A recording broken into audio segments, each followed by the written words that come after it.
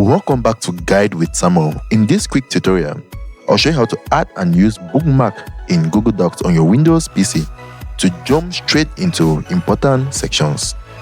First, open docs.google.com and load the document where you want the bookmark.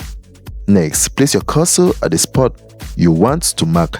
Then click Insert from the top menu and choose Bookmark. A small blue bookmark icon will appear next to the line.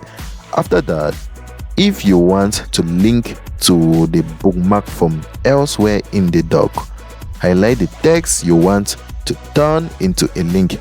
Press Ctrl+K or click Insert Link. Open the Bookmark dropdown and select the bookmark you created. Alternatively, click the blue bookmark icon and choose Copy Link to paste a direct link anywhere. Finally, to remove a bookmark, click the blue icon and select Remove. Bookmarks are great for internal navigation, shareable sections link, and creating a smooth reader experiences. If you found this helpful, like and subscribe to Guide with Samuel for more helpful tutorials. Thanks for watching.